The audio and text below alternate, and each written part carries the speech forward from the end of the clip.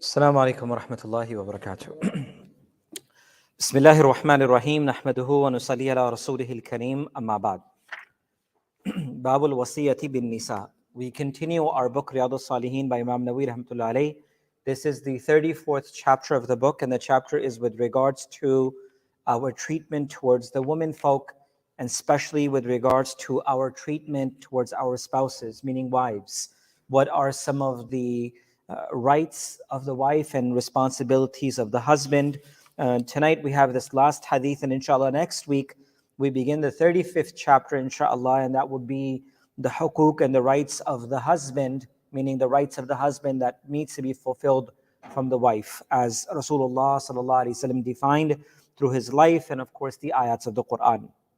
So the last chapter the last hadith of chapter 34 is when Abdullah bin Amr ibn al-As radiyallahu anhuma anna Rasulullah sallallahu alayhi wa sallam قال الدنيا متاع وخير متاعها المرأة الصالحة أو كما قال عليه الصلاة والسلام رواه مسلم. Before we get to the meaning or the commentary of this hadith, just as a hadith, Abdullah ibn Amr ibn al-As radiyallahu anhu, one of the companions of the Prophet ﷺ, when who reports this hadith from the authority of Sahih Muslim, Amr ibn al-As, his father, mentioned that when I accepted Islam, I came to the company of Rasulullah ﷺ, and when the Nabi of Allah ﷺ met me, I felt as it was that he loved no one in this world more than he loved me. Meaning this was the manners of Rasulullah ﷺ, that his interaction with every individual was such that no one would feel that he gives preferences to someone else over me. And that was his akhlaq and manners, the Nabi of Allah ﷺ. And he said that's why when I approached the Prophet ﷺ once, and I said, "O Nabi of Allah ﷺ," thinking that the answer would be my name, I said, "O Nabi of Allah ﷺ, who do you love the most in this world?"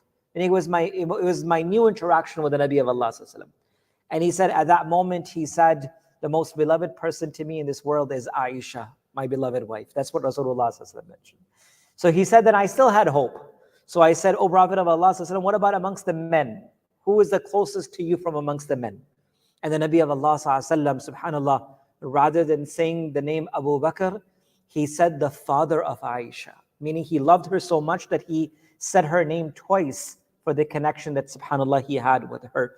But telling as a reminder for all of us that the akhlaq and the manners of Rasulullah ﷺ were such that any person who met the Nabi of Allah ﷺ thought and knew that there was no one more beloved to them than the Nabi of Allah sallallahu alaihi wasallam. May Allah give us the akhlaq and the manners of the Prophet sallallahu, for they are so beautiful.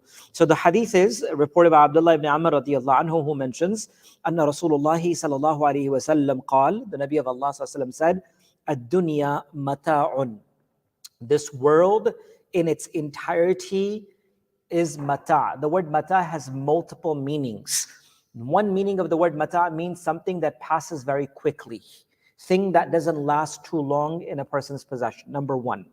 Number two, the ulama have mentioned is it refers to temporary enjoyment. You enjoy something, but that doesn't last for too long, but it's very temporary, but it's enjoyment, fun, game, enjoyment, but it's very temporary. It's for a limited period of time itself.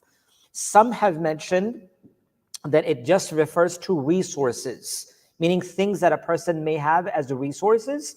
For example, if a person is traveling, if a person is commuting, so they take their mata', meaning they take their resources with them, whichever will be of their need while they are traveling themselves. So there are multiple meanings of the word mata'. Some have mentioned that it refers to something passing quickly. Number two, it refers to things of enjoyment, which is limited. And third, it refers to resources. Three meanings. So the Nabi of Allah ﷺ said, ad-dunya mata'un.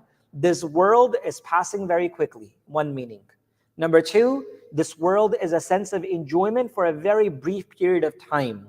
Number three, this dunya itself is a place of resource where you collect resources for your travel. Meaning all of these could be as meanings. But then the Nabi of Allah ﷺ further mentioned, وَخَيْرُ مَتَاعِهَا الْمَرْأَةُ الصَّالِحَةُ. But the most precious form of mata', meaning either enjoyment or resource or anything that exists in this world, it's a virtuous and a right and a pious woman, Rasulullah said. This world in its entirety is just material or thing or resources, But the most resourceful thing in this world, Rasulullah ﷺ said, is Riyad-us Saliheen, a righteous woman, a righteous wife. And why did Rasulullah ﷺ mention this? Because from a woman, there begins an entire generation of individuals. An entire humanity begins from there. And we have mentioned this many times, brothers and sisters, that when a man, as a human being, as a man, when they become religious, the Islam and Deen reaches your doorsteps. But when a woman becomes religious, your Deen entered your house now, in your children's lives as well. If it is Deen only in the life of the men, your Deen is till your doorstep. We cannot expect the Deen to be in the lives of our children. It will remain till our doorsteps. But if a woman becomes religious and righteous, the Deen has entered that house now. Now the generations and children and their upbringing will be towards the way that they're supposed to be. So Rasulullah ﷺ, while mentioning this, and this is the chapter on the rights and responsibilities of husband towards the haqq of a woman, is that if a person has to make the choice of marriage, choose a person that is righteous, a person who would be the best mother for your children, a best person to take care of your generation, those who will raise the best of generations. And for those who are married, work towards one another on your spirituality, on your deen, on your iman, so you grow together in your deen and your religion, so you can grow an entire generation. Again, the concluding words, the hadith of Rasulullah ﷺ reported by Abdullah ibn Amr radiallahu anhu, indeed this world is temporary, short-lived, enjoyed, or resourceful, meaning all of these words can be used as the word mata. And the Nabi of Allah ﷺ said that the most precious thing in this world, it's a righteous woman. May Allah give us tawfiq and ability to practice and bring this into our lives. Subhanallah wa bihamdihi. سبحانك اللهم وبحمدك نشهد أن لا إله إلا أنت نستغفرك ونتوب